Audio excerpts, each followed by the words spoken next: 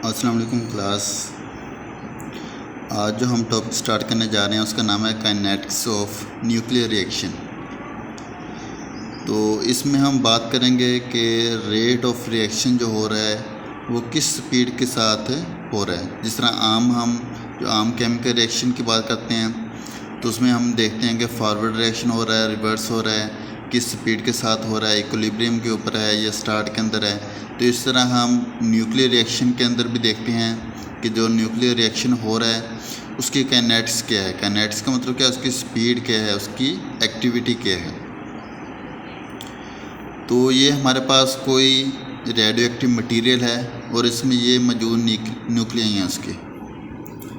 तो सपोज़ किया कि उसकी जो स्पीड है डिके पर सेकंड वो तकरीबन 1000 डिके या डिसइंटीग्रेशन पर सेकंड है, और जो रेट होता है वो सैंपल के साइज़ के ऊपर डिपेंड करता है। अगर हमारे पास जो सैंपल होगा उसके अंदर नंबर ऑफ़ न्यूक्लियस ज़्यादा होंगे तो उसमें जो डिके का रेट होगा वो ज़्यादा होगा। और ये नेचर के ऊपर भी डिपेंड करता है और साइज़ के ऊपर। कुछ रेडियो एक्टिव मटीरियल का डिके बहुत तेज़ी के साथ होता है और कुछ रेडियो एक्टिव मटीरियल का डिके जो होता है वो स्लो होता है। और उसके अलावा ये उसके साइज़ के ऊपर डिपेंड करता है। अगर नंबर ऑफ़ न्यूक्लियस उसमें ज़्यादा होंगे तो रेट भी ज़्यादा होगा, अगर नंबर ऑफ़ न्यूक्लियस उसमें कम होंगे तो रेट भी कम होगा। तो ये उसके साइज़ के ऊपर, सैंपल के साइज़ के ऊपर डिपेंड करता है। जिस तरह फॉर एग्जांपल एक शहर है, उसकी आबादी 1 करोड़ है, तो उसमें जो नंबर ऑफ़ डेथ होंगी वो ज़्यादा होंगी पर डे या पर सेकंड। और एक गांव है उसमें आबादी क्या है 10,000 है, तो उसमें नंबर ऑफ़ डेथ जो होंगी वो कम होंगी। तो इसी तरह जो हमारे पास रेडियो एक्टिव मटीरियल होगा उसका जो डिके का रेट होगा वो उसके सैंपल के साइज़ के ऊपर डिपेंड करेगा। अगर सैंपल का साइज़ बड़ा होगा तो डिसइंटीग्रेशन या डिके पर सेकंड क्या होगा, ज़्यादा होगा। अगर उसका सैंपल का साइज़ कम होगा तो उसका जो डिके पर सेकंड होगा वो कम होगा। तो इसमें फॉर एग्जांपल ये हमारे पास कोई सैंपल है, ये अल्फ़ा पार्टिकल एमिट कर रहा है और ये एक रेडियो एक्टिव डिके है। इसका जो स्पीड है, ये रेट है, ये इसकी जो अमाउंट है उसके ऊपर डिपेंड करेगा। तो इसके लिए हमने कुछ यूनिट्स होते हैं इसके लिए। उसमें क्यूरी है, मदाम क्यूरी का नाम सुना होगा, उसने अपने नाम से ये यूनिट रखा था क्योंकि वो रेडियो एक्टिविटी को डील करती थी।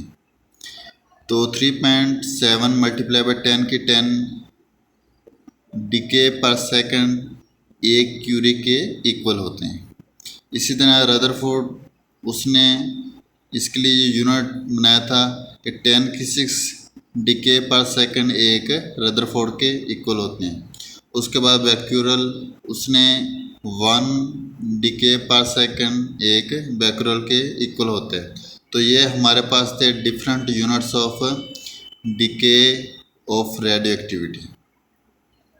तो अगर हम एक्टिविटी या रेट की बात करें तो ये इक्वल होता है माइनस dN/dt।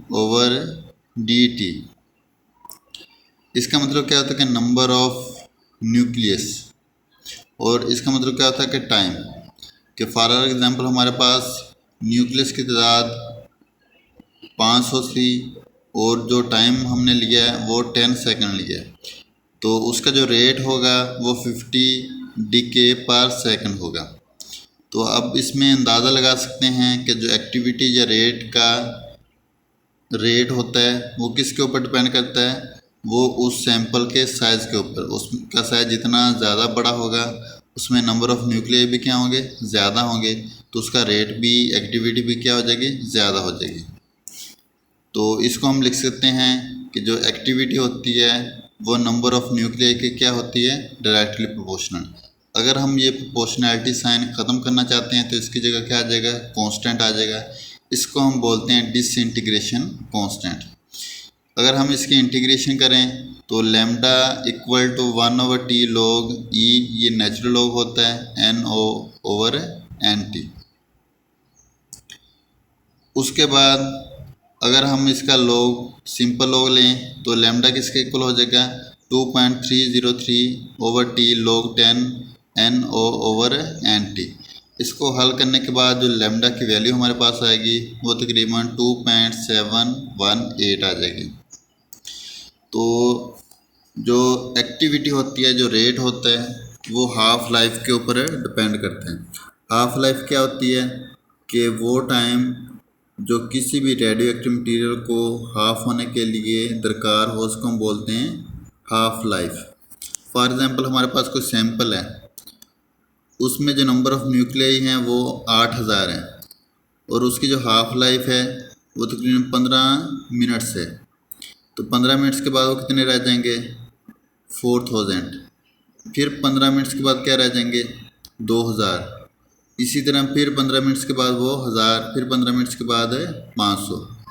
तो इससे आप क्या अंदाज़ा लगा सकते हैं कि जो हाफ लाइफ होती है वो इनिशियल वैल्यू के ऊपर डिपेंड नहीं करती, कि जो हाफ लाइफ होती है वो इनिशियल वैल्यू के ऊपर डिपेंड नहीं करती। और हाफ लाइफ के लिए जो फार्मूला होता है T1/2 इक्वल टू 0.6932/λ। तो इसी तरह और भी बहुत सारे एग्जांपल्स हैं। For example die nitrogen pentoxide, इसके हमारे पास 1000 ग्राम हो तो उसको 500 ग्राम के अंदर तब्दील होने के लिए जो टाइम चाहिए होता है वो तकरीबन 24 मिनट्स चाहिए होते हैं।